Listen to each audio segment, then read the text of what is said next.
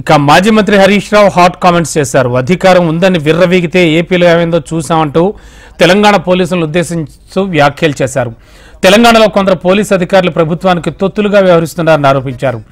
ఏపీలో ప్రస్తుతం పోలీసు అధికారులు సస్పెన్షన్లు, అరెస్టులు ఎదుర్కొంటున్నారని, చట్టాలకు లోబడి పనిచేయకపోతే అదే పరిస్థితి వస్తుందని హెచ్చరించారు. దాడులకు భయపడతామే మేము బీఆర్ఎస్ పార్టీ, మాది ఉద్యమ పార్టీ. కాంగ్రెస్ నీతి ఏందో ప్రజలు గమనిస్తలేరా?